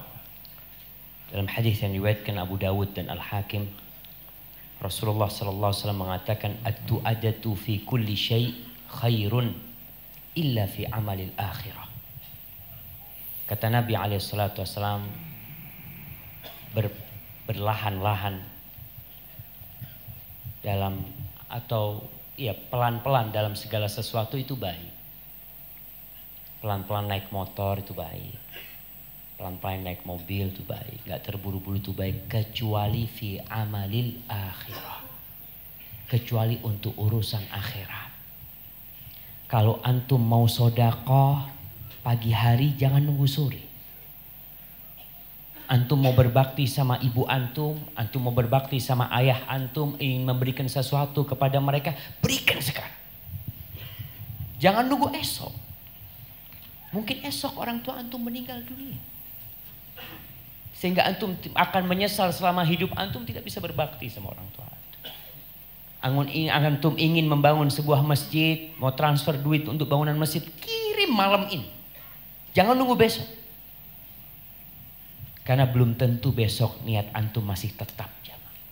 Tapi kalau sudah dikirim, nggak bisa diambil. Antum pagi ngomong ya Allah terlalu banyak kayaknya kan. Selesai, tapi alhamdulillah antum tinggal memperbaiki niat antum. Tadi disebutkan nama Ustaz Nuzul bahwasanya orang-orang itu bermuhasabah, melihat yang sudah dia kerjakan kira-kira ikhlas enggak, kira-kira diterima oleh Allah enggak. Maka dalam semua urusan akhirat segera. Kalau dengar azan jangan nunggu qomat. Sebagian orang dengar azan, oh masih lama qomatnya. Terus ngapain? Ngobrol. Akhirnya sampai masjid jadi imam dia. Imam masbukin, Ustaz. Imam yang para masbuk. Jangan ditunda-tunda untuk hal itu. Hadza wallahu a'lam bishawab. Baik, fadhal mungkin kita masuk ke sesi tanya jawab. Antum ya. Kenapa pegang itu, Ustaz? Kita bagi tugas Ustaz. Masya Allah, kasihkan ke dia, Ustaz. Dia ngapain dari tadi di tengah sini, Ustaz? Tugasnya dia baca itu, Ustaz. Nah, fadhal antum ambil itu. Loh, fadhal. Satu. Masya Allah. Beliau. Beliau yang jawab.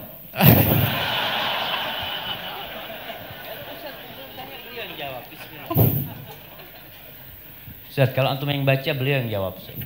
Nah, fadhal, silahkan Ustaz. Assalamualaikum Ustaz Syafiq. Ini Ustaz Syafiq, Ustaz.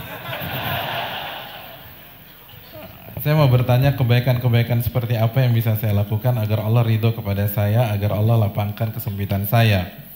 Karena saya adalah seorang yang baru berhenti dari bekerja dari tempat yang riba dan sedang terlilit banyak hutang. Dan sedang memiliki banyak tanggungan, yaitu keluarga besar saya. Jazakallahu khair, Ustaz. Masya Allah jamaah ya. Ya ini buat teman-teman yang hijrah, yang mendapatkan banyak tantangan. Apa yang harus antum lakukan? Kalau bicara kebaikan apa saja yang harus antum lakukan? Yang pertama banyak istighfar. Karena bertahun-tahun antum menantang perang Allah Jalla Jalaluhu. Dan alhamdulillah antum sudah tobat. kembali kepada Allah. Dan kehidupan antum masih lebih nyaman daripada istrinya Fir'aun. Kehidupan antum masih lebih baik daripada tukang sisirnya putrinya Fir'aun. Kehidupan antum lebih nikmat daripada tukang-tukang sihir Fir'aun. Bagaimana tatkala mereka hijrah dari jahiliyah mereka menuju Allah. Mereka dibantai dan dibunuh jamaah. Mereka disiksa demi la ilaha illallah mereka. Sedangkan antum masih hidup nikmat. Terlilit utang, minta sama Allah. Baca doa Allahumma kfini bihalalika an haramik wa aghnini bifadlika amman siwak. Tumbuhkan dalam diri antum bahwasanya yang bisa menolong antum hanya Allah. Banyak-banyak membaca firman Allah, hasbunallah wa ni'mal wakil. Nabi Ibrahim ketika dilemparkan ke dalam api untuk dibakar di sana, beliau mengatakan hasbunallah wa ni'mal wakil. Mau apa lagi sekarang? Mau kemana? Jangan bergantung kepada manusia. Jangan sampai ada di diri masih ada fulan yang bisa bantuin anak. Allah yang bisa bantu. Antum kalau datang ke fulan jam 9 malam tutup pintu rumahnya. Jam 12 malam tutup pintu rumahnya. Tapi Allah Jalla Jalaluh 24 jam. Antum panggil namanya Ya Rabbi, dia dengar antum. Maka kenapa masih ada ketergantungan kepada manusia?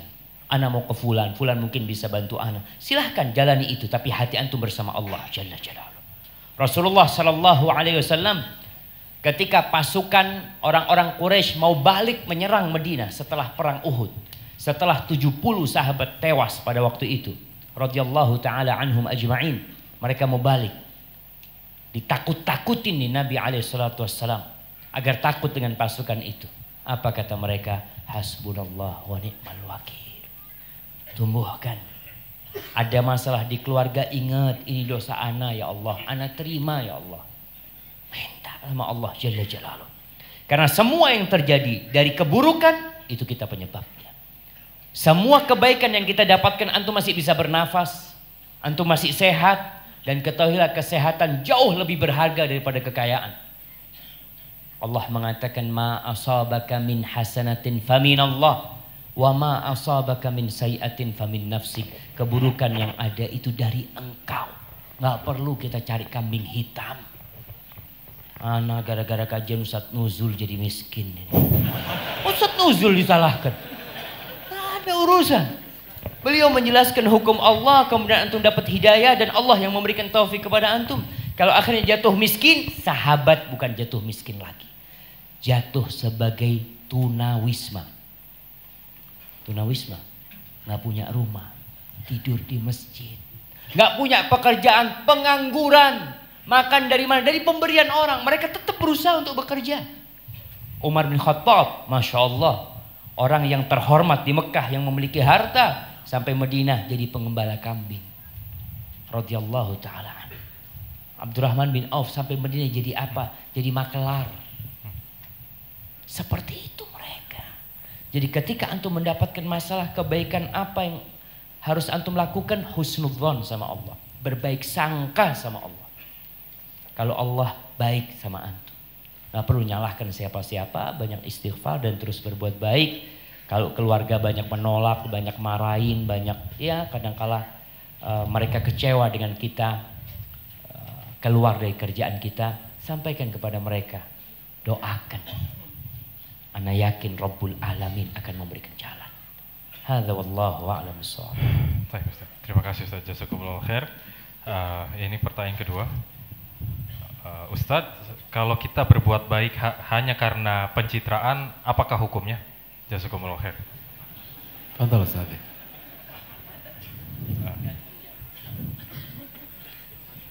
Fadhal Ustaz. Ini mau berlomba-lomba dalam kebaikan. Fadhal Ustaz.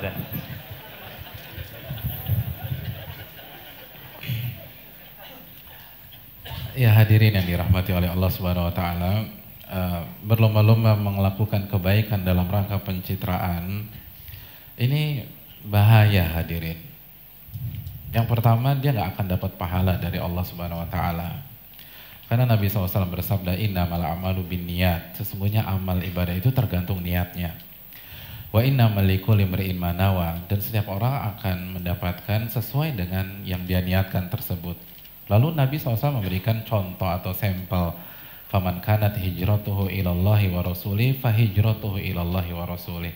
Barang siapa yang berhijrah, dan hijrah adalah sebuah ibadah yang sangat berat, dan kalau kita tarik garis ke belakang, hijrahnya Nabi itu luar biasa.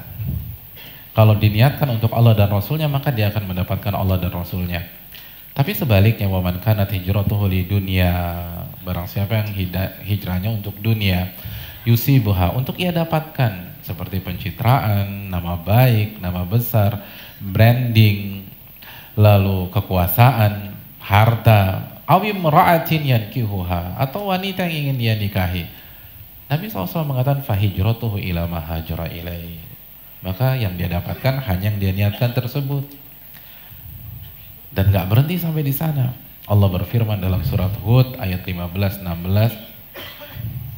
dan barang siapa yang beramal ibadah untuk mendapatkan dunia dan segala perhiasannya. Kalau kita baca tafsir Abdullah bin Abbas dari ayat ini, maksudnya orang yang beribadah untuk mendapatkan dunia, salah satunya pencitraan. Apa kata Allah? Nuwaffi ilaihim a'malahum fiha wa hum fiha la yubkhasun. Kita akan kasih tuh yang dia inginkan selama sesuai dengan takdir Allah Subhanahu wa taala, dan mereka tidak akan dizalimi. Mereka nggak akan dikurang-kurangin. Tapi ingat ayat ke-16-nya, ulaikal ladzina laisa lahum fil akhirati illa nar. Mereka adalah orang-orang yang tidak akan mendapatkan tempat di akhirat kecuali api neraka.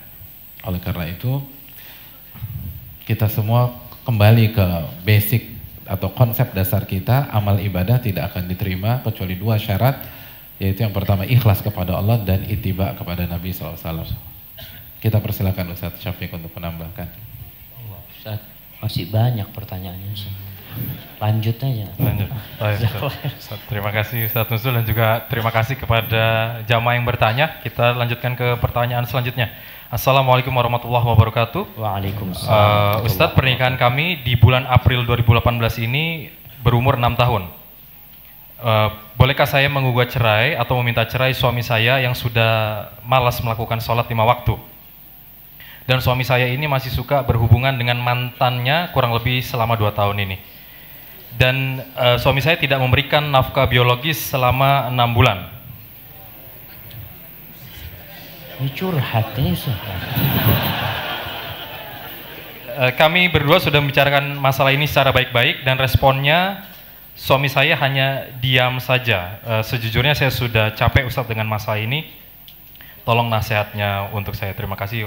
Assalamualaikum warahmatullahi wabarakatuh. Waalaikumsalam warahmatullahi wabarakatuh. Jamaah, agar hal seperti ini tidak terulang kembali, maka kalau menikah, tolong yang sesuai dengan sunnah Nabi Sallallahu Alaihi Wasallam. Mencari pasangan hidup itu yang benar, sehingga nggak kayak gini. Ini kan nggak sholat, berhubungan dengan wanita yang bukan mahramnya, yang bukan istrinya. Ini terkadang seorang wanita tahu suaminya kayak gitu ketika dia mau menikah, bahwasanya suaminya nggak sholat, tapi harapan dia apa? Oh, insya Allah nanti bisa diperbaiki Ustaz, anak akan berusaha. Ternyata nggak bisa diperbaiki. Rasulullah SAW menyuruh kita mencari pasangan yang agama dan akhlaknya baik. Terus solusinya apa sekarang? Istighfar, minta ampun sama Allah Jalla Jalaluhu, karena tidak mengikuti sunnah Nabi SAW dalam memilih pasangan, yang akhirnya anti jadi korban sendiri. Nggak perlu, sekali lagi jangan cari kambing hitam. Kita penyebabnya. Ayat tadi sudah dibacakan, keburukan yang terjadi itu karena kita. Maka kita yang berintrospeksi diri, banyak istighfar, mohon ampun sama Allah. Kalau mau gugat cerai dengan suami seperti itu nggak ada masalah. Kalau sudah tidak bisa dinasehatin, tidak bisa diperbaikin, maka khulu menjadi salah satu solusinya. Wallahu a'lam bishawab. Gimana menurut Ustaz? Tanya Ustaz. Masih banyak Ustaz. Oh.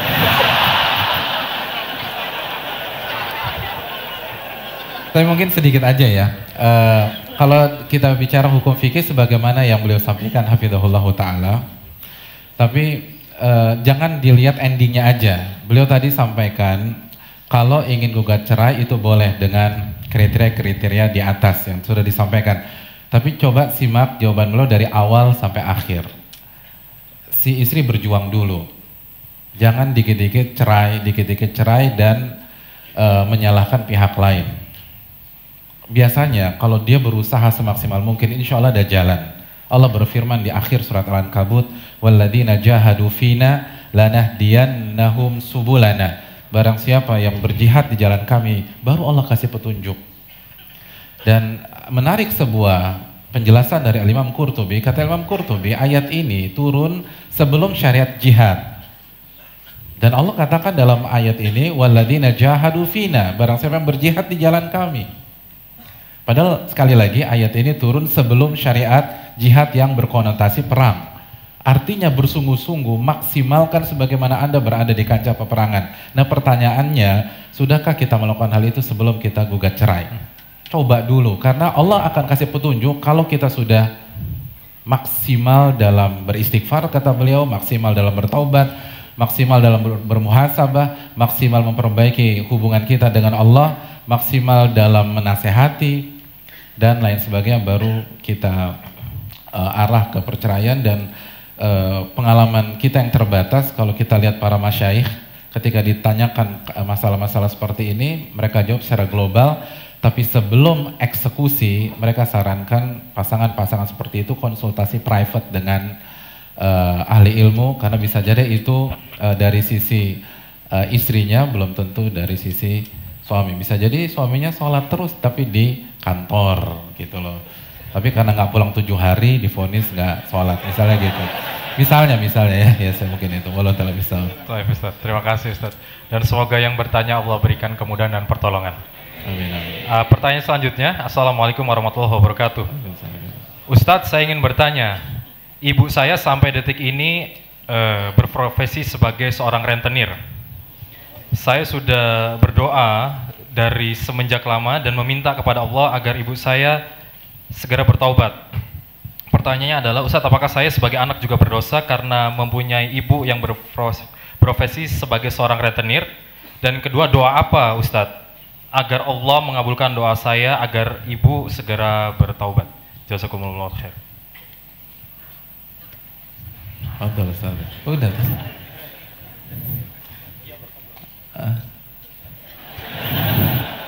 Iya, terima kasih. Sedikit saja. Yang pertama, jamaah sekalian yang dirahmati oleh Allah Subhanahu wa taala. Allah Subhanahu wa taala berfirman di dalam surat Fatir ayat 18, "Wala taziru waziratu wizra ukhra."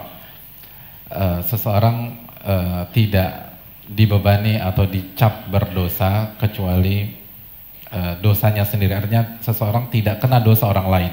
Wala taziru waziratu wizra ukhra. Kalau tetangga kita yang berdosa, ya buat dia aja, bukan kita. Begitu juga dengan hubungan orang tua dan anak dalam kasus ini. Yang pertama, itu yang pertama. Yang kedua, jangan putus asa. Kita semua sepakat dosa yang paling besar itu bukan jadi rentenir. Dosa terbesar itu syirik. Dan banyak para sahabat punya orang tua yang mensekutukan Allah Subhanahu wa taala. Tapi mereka berjuang. Sejarah mencatat bagaimana ibunya Abu Hurairah melakukan kesyirikan. Tapi karena punya anak yang tanpa kena lelah mendakwahi, berakhlak yang mulia, selalu menyapa ibunya sebelum berangkat pergi ke aktivitas, lalu pulang mampir ke rumah ibunya, lalu ibunya dibaik-baikin, terus ditambah doa dari Nabi SAW, maka ibunya dapat hidayah. Jadi maksimalkan birrul walidain kita, dan kalau bisa antum yang mengcover. Jadi bilang sama ibu, "Bu, nggak usah kerja lagi rentenir, ibu makan pakai keringat saya," gitu. Jadi kasih solusi. Imam Muhammad bin Shalih Al-Utsaimin mengatakan bahwa pada dasarnya syariat Islam adalah solusi dari segala permasalahan yang ada.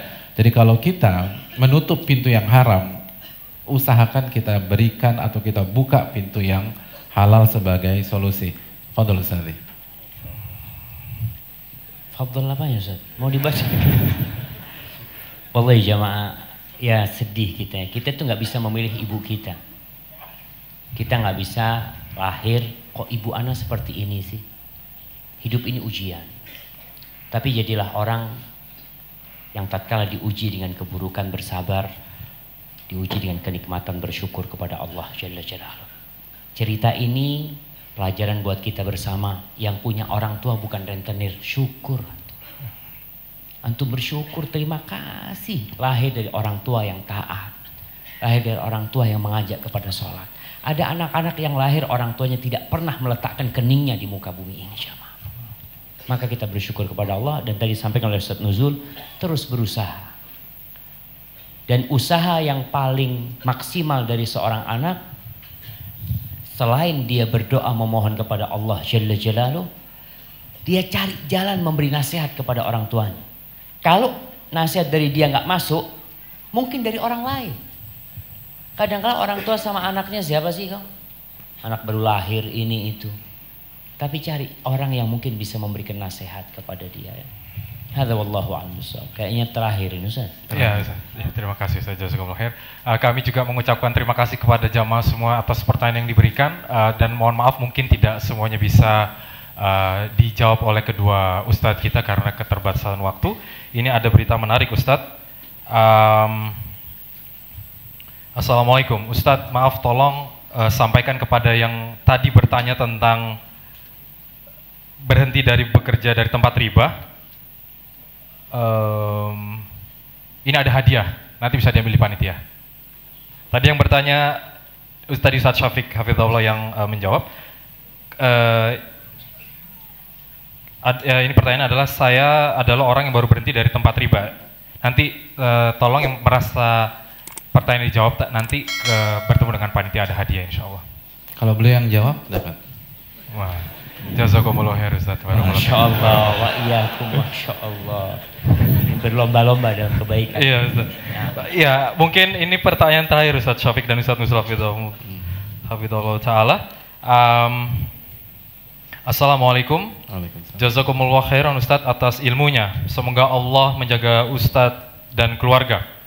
Insya Allah dalam waktu dekat ini anak akan fastabiqul khairat, yaitu menikah.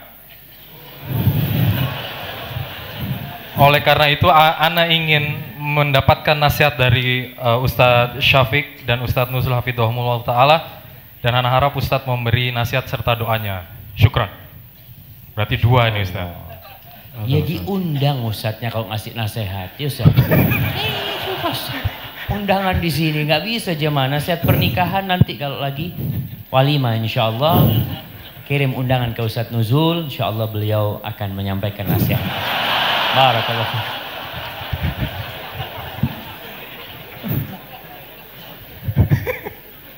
Udah. Fadil Ustaz.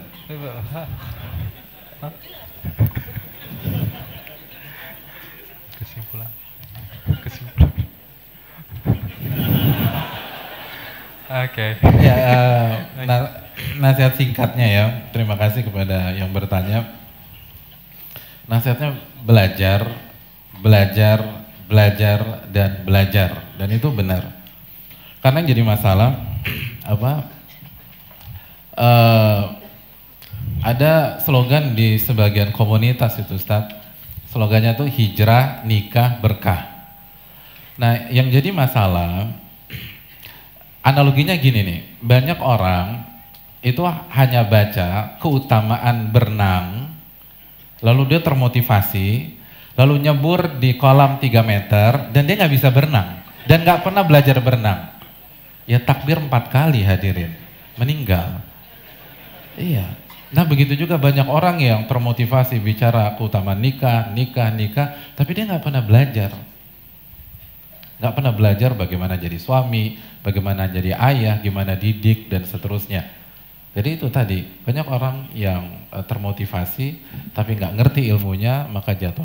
Nikah seperti ibadah yang lain, nggak cukup antum hanya mempelajari keutamaan sholat, lalu antum sholat dan sholat antum diterima oleh Allah Subhanahu Wa Taala. Nggak cukup antum baca tentang keutamaan puasa, lalu antum puasa tanpa berilmu, lalu puasa antum diterima oleh Allah Subhanahu Wa Taala. Jadi butuh belajar, dan terakhir Ustaz, fadhil Ustaz. Fadhil. Insyaallah. Terakhir dia Ustaz, terakhir Ustaz. Nah. Ya, terima kasih Ustaz, jazakumullah khair. Kita ingatkan kembali kepada para jamaah sekalian. Jika jamaah sekalian membawa baju layak pakai, silakan nanti ke poskonya bisa untuk di-storekan di sana. Dan juga jika jamaah berniat untuk mentransfer, silakan ke BNI Syariah di nomor 988 142 8906060606. Lalu setelah melakukan transfer, silakan konfirmasi ke nomor 081191010125. Dan mungkin kita bisa mendengarkan sejenak kesimpulan dari kedua ahli ilmu kita. Silakan Ustaz. Masya Allah, barakallahu fikum. Baik, kembali ke awal yang kita bicarakan, berlomba-lomba dalam kebaikan.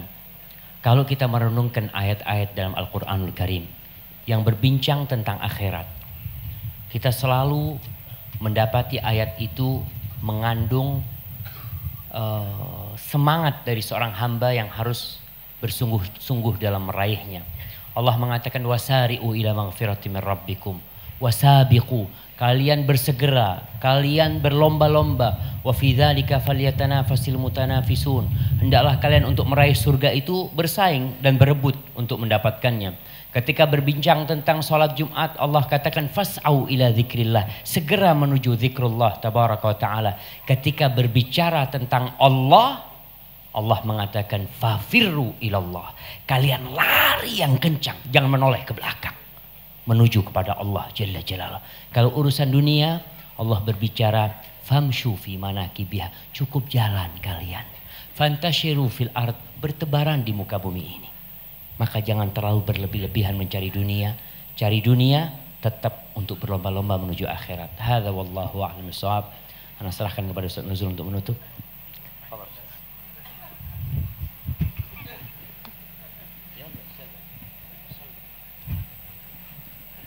Iya, terima kasih banyak kepada Ustadz kita, Ustadz Syafiq Hafidhahullah Ta'ala. Tapi enakan ini loh Ustadz. Iya. Ya, sekali lagi, salah satu poin penting dalam masalah ini adalah bagaimana menumbuhkan rasa zuhud terhadap dunia dan punya orientasi akhirat. Dan punya orientasi akhirat bukan hidup miskin di dunia, punya orientasi akhirat bukan berarti tidak boleh berkarir di dunia, tapi sekali lagi semua yang kita kerjakan harus kita niatkan mencari ridha Allah Subhanahu wa taala dan mendapatkan pahala di kampung akhirat tersebut.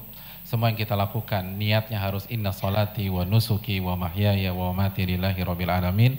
Ini yang bisa disampaikan. Dan sekali lagi, kalau dulu saat kita hijrah panggung kita adalah kekuasaan, maka jangan setelah hijrah kembali pola pikir kita kekuasaan. Kalau dulu sebelum hijrah panggung kita adalah materi dunia, maka jangan setelah hijrah kembali lagi panggung materi dunia. Kalau sebelum hijrah panggung kita adalah wanita atau pasangan yang tidak halal, maka jangan sampai setelah hijrah kembali panggung kita adalah wanita. Karena kalau demikian tidak ada perbedaan antara kita yang dulu dengan kita yang sekarang.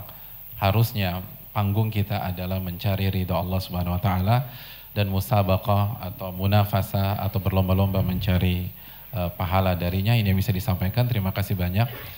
Jazakallahu khair kepada Al-Ustadz Al-Fadhil, Ustadz Syafiq Hafidhahullah Ta'ala, dan juga terima kasih kepada Fani yang telah menemani kita di sini. Aku qouli hadza. Assalamualaikum warahmatullahi wabarakatuh. Waalaikumsalam warahmatullahi wabarakatuh. Ya, terima kasih kepada Ustadz Syafiq dan Ustadz Nuzul. Semoga Allah melimpahkan keberkahan bagi Ustadz Syafiq dan Ustadz Nuzul. Dan juga bagi jamaah sekalian yang sudah bersabar selama kajian kita. Semoga Allah Subhanahu wa taala mengganjar dengan kebaikan yang banyak. Itu saja dari kita, dan mohon maaf atas segala kekurangan. Kita terima kasih kepada pihak-pihak yang kita tidak bisa sebutkan satu persatu atas supportnya di acara kajian kita kali ini. Kita tutup dengan doa kafaratul majelis. Subhanakallahumma wa bihamdika asyhadu an la ilaha illa anta astaghfiruka wa atubu ilaik. Assalamualaikum warahmatullahi wabarakatuh.